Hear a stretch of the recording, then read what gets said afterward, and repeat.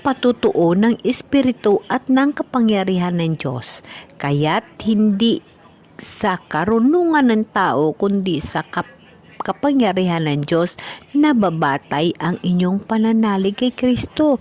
Yes, kapatid, bilang ako, kung mahina lamang ako, hindi ko kaya ang itong mga gawain, no? Kasi madadala ka sa tinatawag na hihiya ako, nakakahiya, kung sinong makabasa nito, lalo pa mga kakilala ko, mahihiya ako. Dati mga kapatid, yun ho ang nararamdaman ko. Ngunit, ako ay nagbago. Tinanggap ko si Kristo sa buhay ko, tinanggap ko ng buong buo at ginugunit ako ang mga bagay. Lahat ng mga bagay na ginawa niya sa buhay ko, sa lahat ng mga bagay na pinatutuo niya na siya ay nasa akin, nagagabay, nagatulong at binibigyan ako ng mga mirakulo sa buhay. So mga kapatid, kagaya ng ating mga apostolis, kagaya ni Pablo, hindi ho sila bahagi ng kanilang mga sharing sa buhay na hindi ayon sa kanilang buhay, kundi iyon ay nangyayari sa totoo nilang buhay. Kagaya ko kapatid, hindi ho ako nagbabahagi ng gawa-gawa lamang sa buhay ko, kundi ito ay isang katunayan sa aking pagsaksi sa kabutihan ng Diyos. Ako'y naging matapang, ako'y naging malakas dahil inaalalayan ako ng Diyos sa bawat ginagawa ko na ayon sa kalugod-lugod ng kanyang paningin. Sa pagbabasa ko sa Bible, nagkaroon ho ako ng karunungan, hindi ho bilang tao dito sa mundo, dahil pag bilang tao dito sa mundo, wala ho. Talo ho ako kasi nahihiya ako. Mangunguna ho ang hiya. Baka mabasa ito ng mga kilala ko, ng mga kung sino-sinong mga kamag-anak ko, no? Mahihiya ka. Pero dahil ako ay nagsasalita ayon sa Espiritu Santo na kapangyarihan ng Diyos na nagpatutuo sa akin na siya ay buhay at ang mirakulo sa buhay ko, yun ho. Hindi ho ako nahihiya, matapang ho ako na magsasalita dito at ipinagmalaki ko na ako ay mahal ng Diyos. Ipinagmalaki ko ang sarili ko na naging bahagi ako ng pagbigay ng sharing sa pamagitan ng aking mga karanasan sa buhay. Masaya ako at ipinagmalaki ko ang ginawa ng mahal na Diyos sa buhay ko. Yun ang ibinabahagi ko sa inyo mga kapatid. Ang kabutihan ng Diyos sa buhay ko, ang lahat na pagturo niya sa buhay ko at paggabay niya sa buhay ko. Yun ho ang aking ibinahagi. Hindi ho ito katalinuhan o pagkukunyari lamang or anumang bagay, kundi ito ho ay sarili mula sa Diyos na ibinigay sa akin upang magkaroon ako ng lakas. Ipinagkaloob sa akin ng mahal na Diyos upang magkaroon ako ng pag-uunawa ayon sa nakasulat sa Bible at aking ibinabahagi sa inyo na naging refleksyon din ng buhay ko, mga katotohanan na nangyayari sa buhay ko. Yes kapatid, hindi ho ako nagmamarunong o nagkaroon ng kapangyarihan, kung di ito lahat ay namagitan ng patutuo ng Espiritu Santo na ibinigay ng mahal na Diyos sa akin. Sa iyo, sa atin lahat, ang Espiritu Santo ng mahal na Diyos ay nasa sa atin lahat. Kapatid, kaya't hindi sa karunungan ng tao, kundi sa kapangyarihan ng Diyos na babatay ang inyong pananalig kay Kristo. Yes, dahil pag ikaw ay nanampalataya at nagtitiwala sa mahal na Diyos ng buong buo, ikaw ay hahatulan ng mahal na Diyos ng magandang kapangyarihan sa pag-uunawa sa iyong nababasa sa Bible.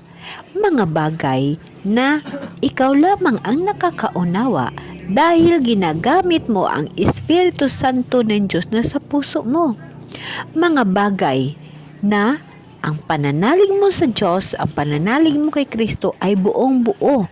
At ikaw ay buong buo ang pagbahagi mo ng kasaysayan ng buhay mo na nangyayaring totoo mula sa Diyos. mula sa kanyang pagtulong sa iyo sa mga biyaya na ibinigay sa iyo sa lahat na ipinagkaloob ng Diyos sa iyo. Hindi ka nahihiya, naging matapang ka sa pagbahagi ng mga bagay dahil marami kang karanasan na ibinigay ang Diyos, maraming karunungan at kapangyarihan na ibinigay ng Diyos sa iyo. Kagaya ng kapangyarihan ito, naging matapang ako sa pagsasalita, sa pag-voice out ng video ko. No? Alam niyo ba kapatid, nahiya pa ho ako pakita ng aking ano tawag nito? Ang sarili ko pa mag-video, hindi ko ho yun, parang hindi ko bet, no? Malakas ho ako sa ganitong bagay. Dahil ho, yes, sasabihin natin, ginamit ko ang YouTube ko para magkaroon ako ng lakas. Mga kapatid, nagkaroon ho ako ng karunungan o kapangyarihan. Anong kapangyarihan? Kapangyarihan na magkaroon ng lakas ng loob ng pagsasalita ng mga ganitong bagay. Kasi wala ho akong lakas ng loob, wala ho akong kapangyarihan upang magsalita dahil sa kaugalian ko mahiyain at saka kumbaga parang ano ka, yung nahihiya ka magsalita. Kasi iniisip mo baka pagtatawaan ka ng mga kakilala mo, mga kamag-anak mo, ngunit sa ngayong panahon na nagkaroon ako ng tinatawag na karunungan at kapangyarihan ng lakas ng loob upang ibahagi ang mga bagay na nangyayari sa buhay ko, mga kapatid, matapang na ho ako tumarap nito dahil alam ko hindi ho ako pinababayaan ng Diyos at alam ko inaalalayan ako ng mahal na Diyos sa aking mga ginagawa. Dahil na alam ko na ang mga lahat na ito ay nakaayon sa kanyang kagustuhan. Kapatid, lahat tayo ay may obligasyon sa mundong ito. Lahat tayo ay may tinatawag na may tinutuyo sa mundo dahil nandito tayo sa mundo. Ang mahal na Diyos ay binigyan tayo ng mga obligasyon dito sa mundo. Ngunit, ang mga bagay na yan, hindi natin alam pag hindi natin hahanapin. Alam mo ba kapatid, na pag hinahanap mo ang sarili mo kasama ang Diyos, ikaw mismo hindi mo maunawaan bilang tao. Ngunit pag ang Espiritu ng Diyos ay kasama mo at ang mahal na Diyos ang iyong pinaglilingkuran, at sinasama araw-araw sa buhay mo, ang bawat ikot ng buhay mo nauunawaan mo na ang mahal na Diyos ang nagkokontrol. Mga kapatid, lagi natin tatandaan, lahat tayo may kanya-kanyang obligasyon dito sa mundo. Ako rin, kagaya ko, hindi ko alam na magiging ganito ang bahagi ng buhay ko. Ang pagbibigay ng mga ganitong pag-uunawa, karunungan ang pagbabahagi sa inyo sa aking nababasa sa Bible. Hindi ko naging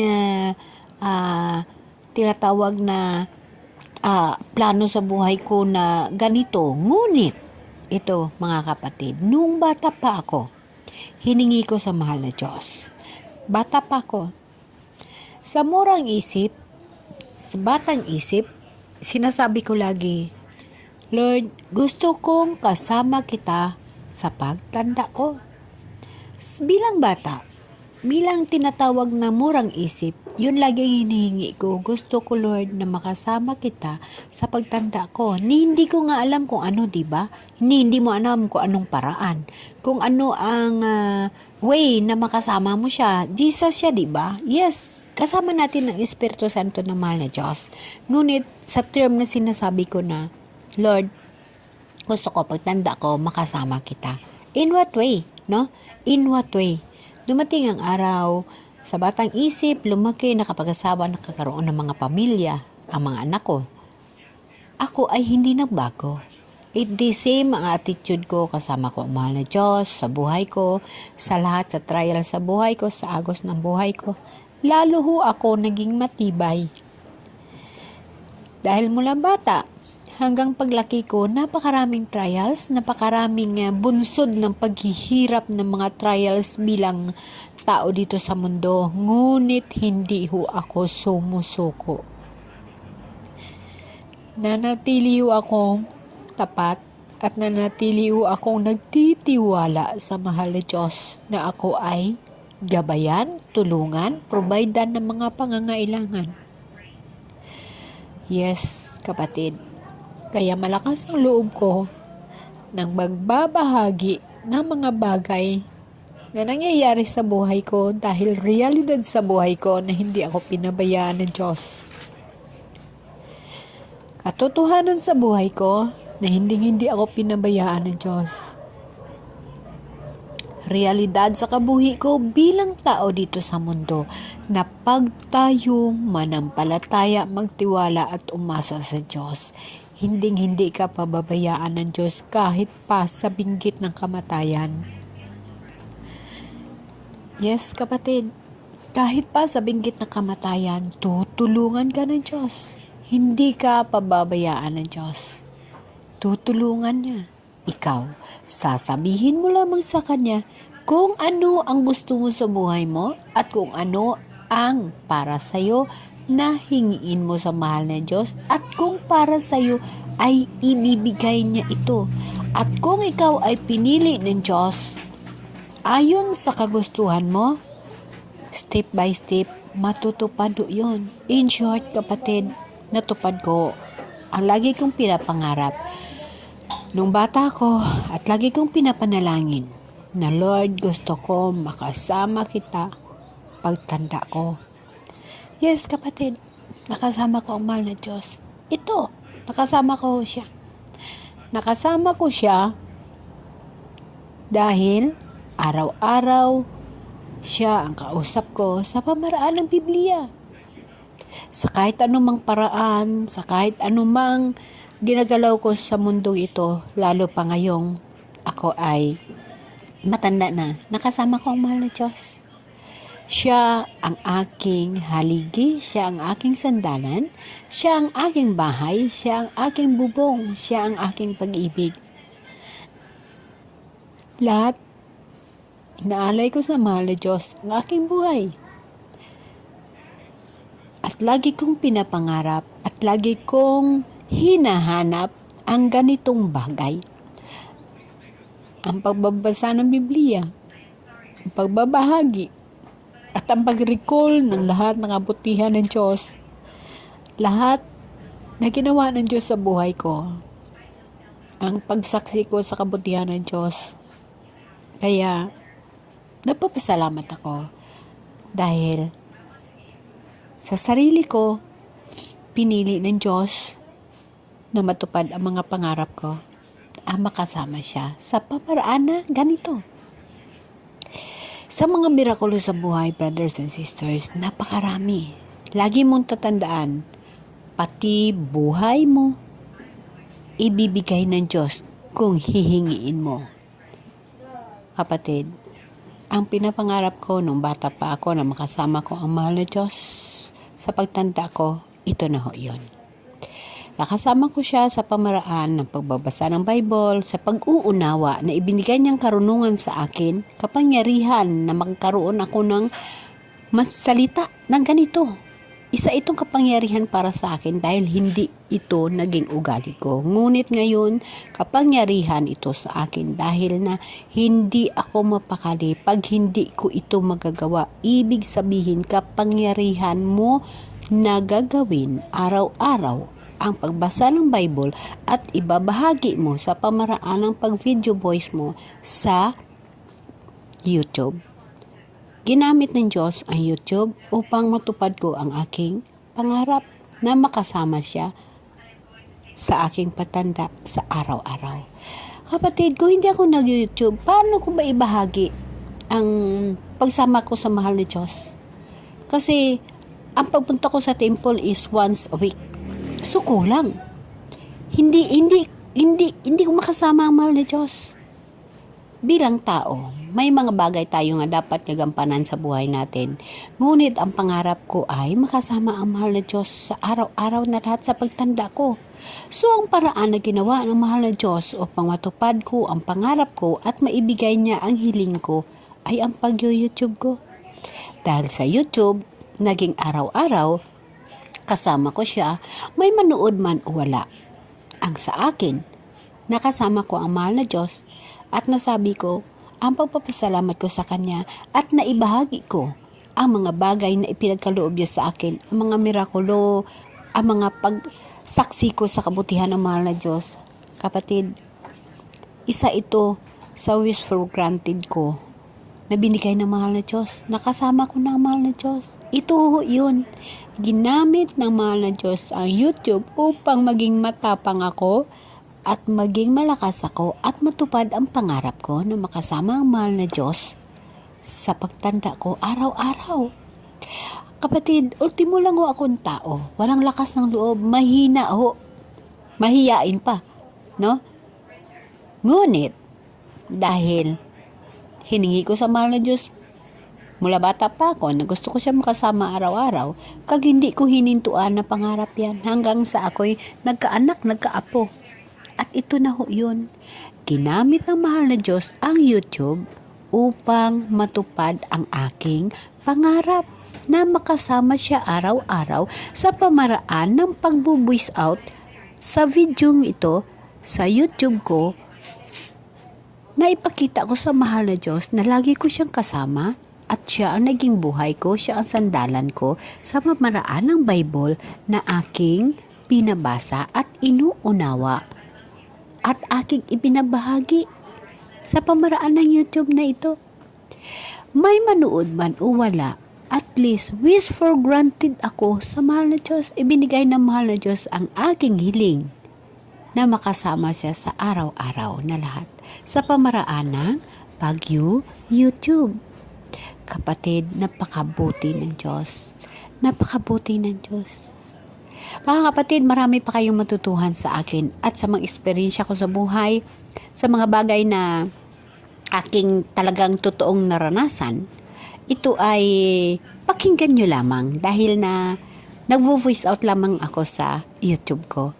Kung inyo ito mapakinggan, sana magkaroon kayo ng lakas ng loob sa paghawak ng Bible at sa pag-unawa ng mga bagay ayon sa utusan ng mahal na Diyos. Dahil dyan natin makasama ang mahal na Diyos at dyan natin makikita si Jesus. At hindi tayo pababayaan ng mahal na Diyos. Alalayan niya tayo, bigyan niya tayo ng karunungan at tinatawag na kapangyarihan sa pag-unawa, sa pagbahagi ayon sa kanyang kagustuhan at sa iyong hinihingi. Ito ho ang buhay na hiningi ko, kaya natutupad ko. Dahil ang Diyos, inaalalayan at binabantayan at binibigyan ako ng katuparan ng aking mga pangarap. Mga kapatid, marami pa ho kayong maririnig sa akin na katotohanan sa buhay ko. Amen? Amen. See you on my next video. I hope na nagustuhan ninyo ang pagbabahagi ng buhay ko, ang sariling buhay ko, ang mga nangyayari araw-araw sa buhay ko, at sana kayo rin magawa ninyo na mag-isa sa mahal na Diyos. I-priority ang mahal na Diyos. I-priority sa kapatid. See you on my next video. Ibabahagi ko sa inyo kung ano naging buhay ko nung ako'y nagkasakit na stroke ako. Amen? Amen.